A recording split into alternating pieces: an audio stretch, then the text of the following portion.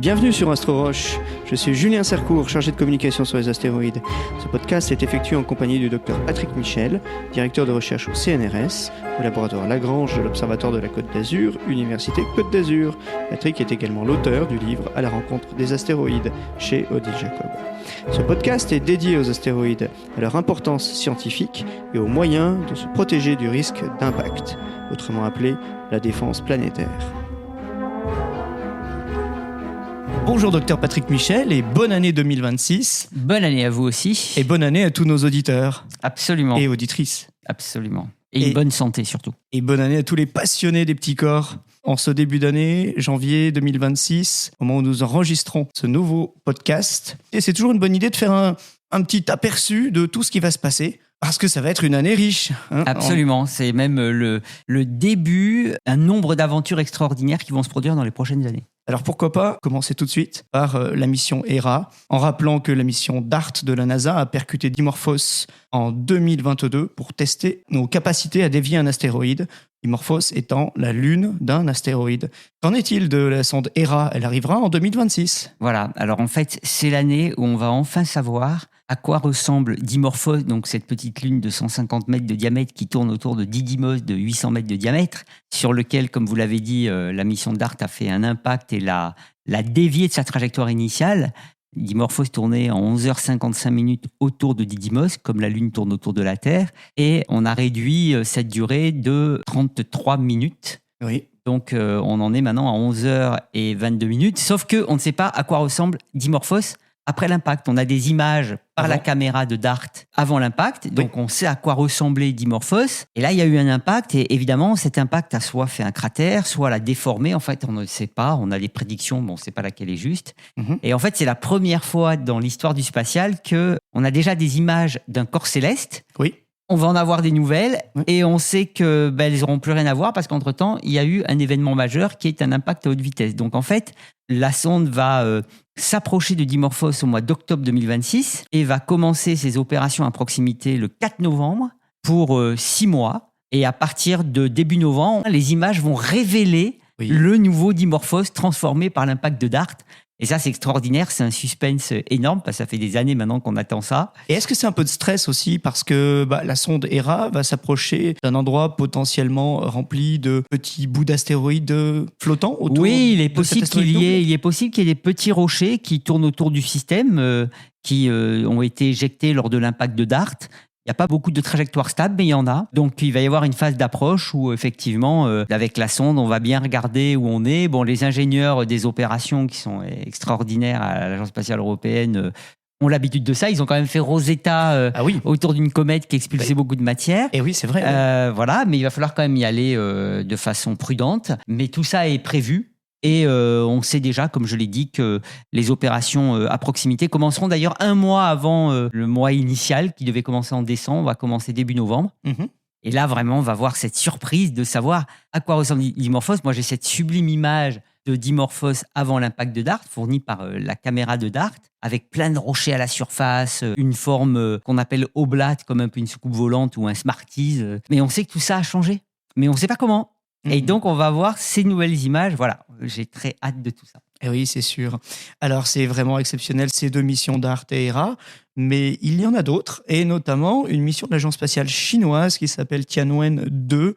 Elle a été lancée l'an dernier, et elle est actuellement en phase de croisière vers un astéroïde qui porte un nom hawaïen, Kamo'olawa. Est-ce que vous pouvez nous en dire plus ? Oui, alors cette année, ça va être aussi une année vraiment extraordinaire, avec quelque chose qu'on va faire pour la première fois, en tous les cas nos collègues chinois, puisque cette mission-là est en route donc vers ce petit astéroïde qui fait à peine quelques dizaines de mètres de diamètre. Waouh, mais c'est petit ça. Ah, c'est tout petit. C'est moins de la moitié de la taille de Dimorphos. Alors que Dimorphos, 150 mètres de diamètre, pour l'instant, c'est le plus petit qu'on ait vu. Eh oui. Donc là, on réduit encore. Donc c'est incroyable. Et surtout, il tourne en 28 minutes sur lui-même. C'est-à-dire que vous avez un coucher, un lever de soleil toutes les 14 minutes. Et ils vont arriver à prélever un échantillon sur un petit corps cette année. Taille. Voilà, ça c'est 2026. 2026, ça sera quel mois de l'année ? Alors, je crois que c'est autour du mois de mai-juin. D'accord.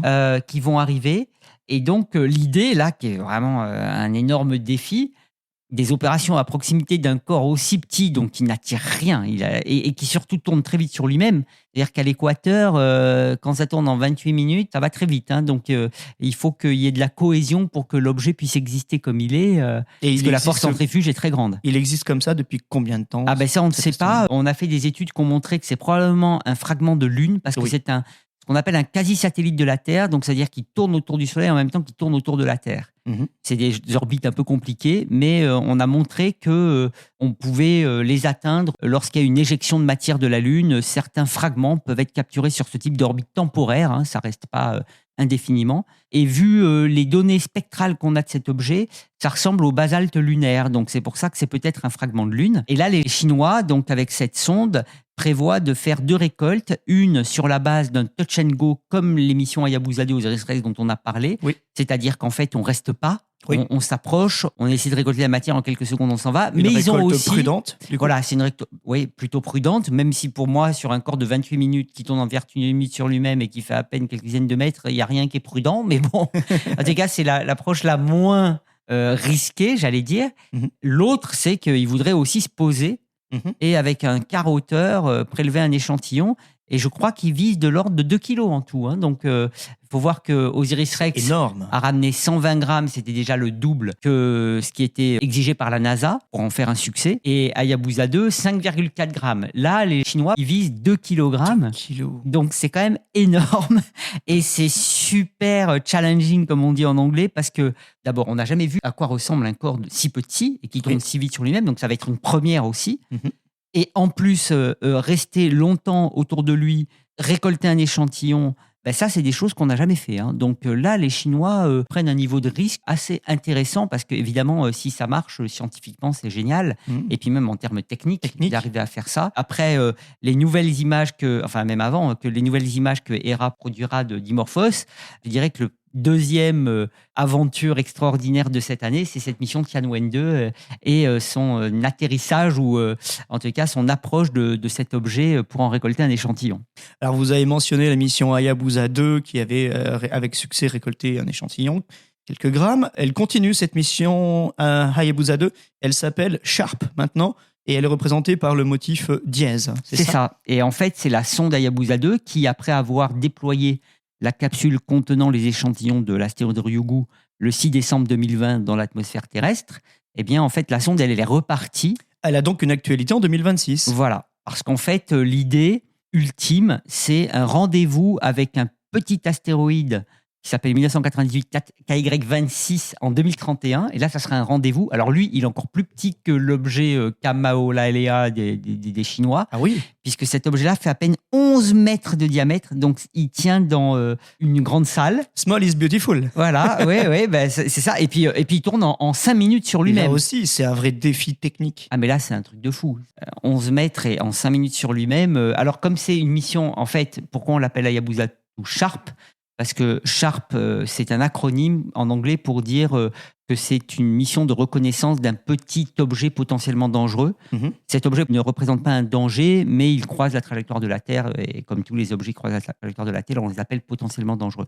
Mais il est intéressant, et surtout, voilà, c'est une mission, une phase étendue de la mission. C'est-à-dire que le principal objectif de Hayabusa 2, c'est de ramener des échantillons sur Terre, ça c'est fait. C'est fait, c'est un Mais succès. Comme elle était encore en vie, ils ont décidé de l'étendre, donc on peut prendre plus de risques. Et oui. Donc du coup, voilà, aller voir comme un objet lancement coûte cher. Exactement, autant en profiter. Et donc, aller voir un objet de 11 mètres, ça marchera ou pas. En tous les cas, ils peuvent se permettre le risque. Mais surtout, en 2026, entre-temps, donc en juillet, ça sera le 6 juillet, elle va faire le survol d'un astéroïde qui s'appelle Torifune, qui fait à peu près 400 mètres de diamètre.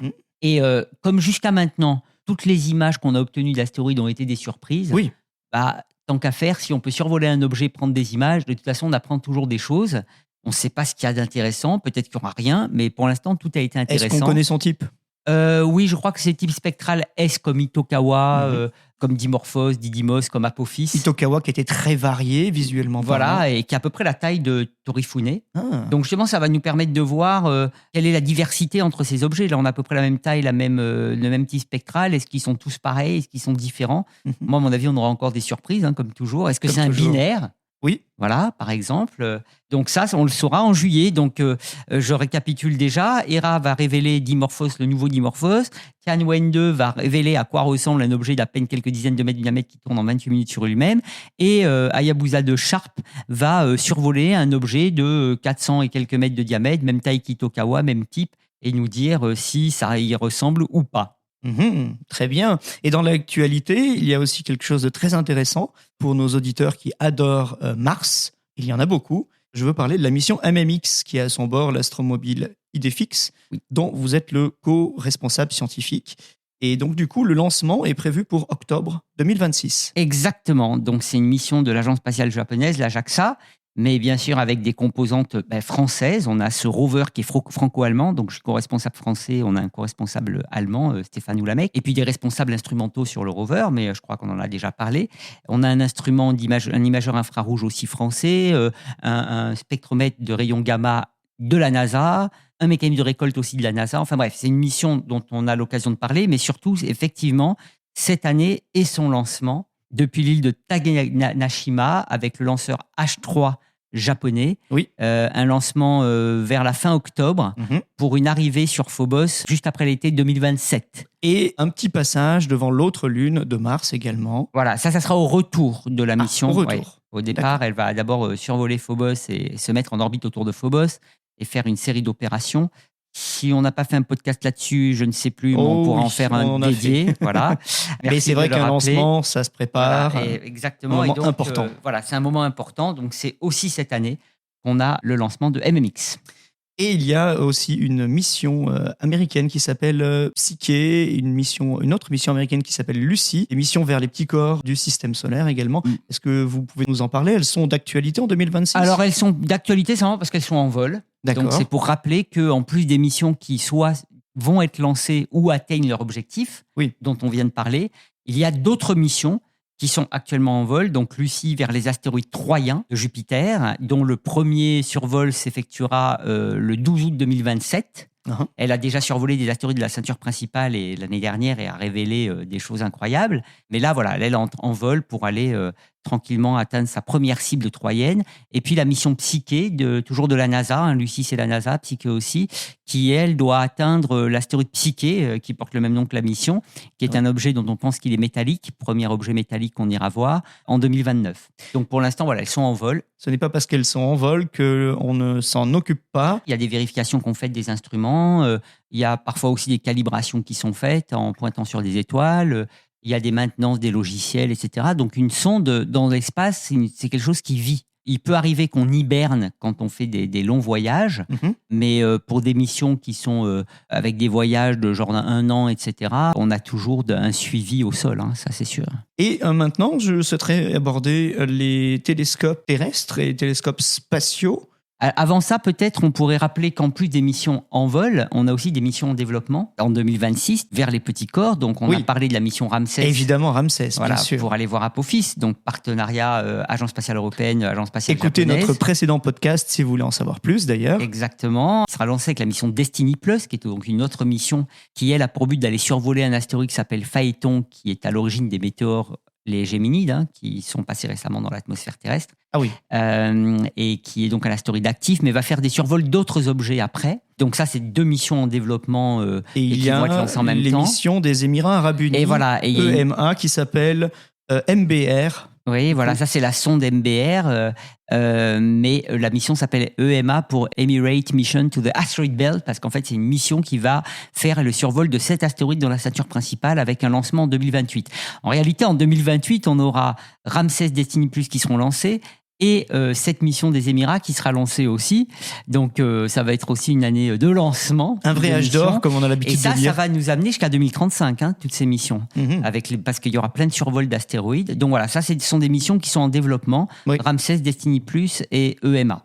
Et donc, pour en venir au télescope au sol... Les télescopes au sol, alors évidemment, y a-t-il des nouvelles en 2026 ? Oui, alors il y a une nouvelle toute fraîche, qui vient des observations de 2025 du télescope Vera Rubin. Qui s'appelle aussi le LSST. Voilà, et maintenant, le télescope s'appelle le Vera Rubin, et ce télescope va le bouleverser des tas de domaines d'astrophysique. Il fait des images incroyables, mais surtout, dès qu'il a commencé à observer en juin, il a découvert plus de 2100 astéroïdes. Eh oui. Il faut se rendre compte, hein. C'est incroyable. Ah oui, c'était en un une mois de nuit. juin Donc, exceptionnel. je veux dire, ça va exploser toutes les pipelines, toutes les données qu'on va avoir. Mais il n'y avait pas encore eu de publication sur ces objets. D'accord. Et donc, première nouvelle de 2026, il y a une publication des premières données de certains de ces astéroïdes qui ont été découverts. Elle vient de sortir, là. Elle vient de sortir. Et là, c'est incroyable. Ils ont découvert des objets qui tournent mais super rapidement sur eux-mêmes. Donc, on parlait tout à l'heure de Kamoa-Ewa qui tourne en 28 minutes sur lui-même, la cible de la mission chinoise. Là, on a un objet qui tourne en moins de 2 minutes sur lui-même. Waouh, une véritable toupie. Voilà. Et là où on est étonné, et moi j'adore être étonné, hein, mais j'avoue qu'on ne comprend plus rien, c'est que normalement, les objets qui tournent très vite sur eux-mêmes sont des tout petits objets. Parce que c'est des simples petits cailloux monolithiques, très cohésifs, donc qui peuvent survivre à une grande rotation. Avec sans doute peu de vide à l'intérieur. Voilà, et on s'attend plutôt à ce que les gros, et dans nos modélisations qu'on a fait, on pense qu'au-delà de 200 mètres de diamètre, les objets sont plutôt des agglomérats liés par leur propre gravité, avec peu de cohésion. Eh bien là, Vera Rubin nous révèle qu'on a des objets qui font 500 mètres de diamètre et qui tournent en quelques minutes sur eux-mêmes. Oh, et c'est ça, énorme, 500 mètres. Ça, c'est pas prévu. Demi-kilomètre. Voilà. Ça, c'est pas prévu. Super vite. Donc, ça veut dire que, contrairement à ce qu'on pensait, on a aussi des objets de plusieurs centaines de mètres de diamètre qui sont le plus probablement monolithiques et très cohésifs pour survivre à un taux de rotation aussi élevé. Donc là, on vient d'apprendre ça. Je ne sais pas ce que ça veut dire. Est-ce que ça veut dire que ce sont des astéroïdes primaires, en fait ? Bah non, c'est pas possible. À 500 mètres de diamètre, la durée de vie face aux collisions est bien inférieure à l'âge du système solaire. Donc c'est simple, sort forcément des fragments de corps plus gros, sauf que dans nos modélisations de destruction d'astéroïdes, on n'arrive pas à créer des fragments aussi gros que 500 mètres intacts. Ils sont toujours des agglomérats. Donc là, il y a un truc qu'on ne comprend pas. Ça vient de sortir. Il faut remettre le pain sur la planche, hein, docteur Michel. Là, oui, là, on a du pain sur la planche. Et voilà ce que nous donne Vera Rubin. Et bien sûr, tous les autres observatoires dans le monde entier continuent à contribuer à la découverte de ces objets. Donc, on aura aussi d'autres découvertes par les observatoires déjà actifs, comme le Pan-STARRS à Hawaï ou le Catalina Sky Survey en Arizona, avec en plus les amateurs qui nous aident à suivre tous ces objets. Mais là, le Vera Rubin, il est en train de nous faire exploser le nombre de découvertes. Et dès les premières, on a déjà des surprises. Donc, stay tuned, comme on dit en anglais. Je crois que 2026, en plus de tout ce dont vous a parlé, je pense qu'il y a plein de choses qui vont arriver auxquelles on ne pense même pas pour l'instant.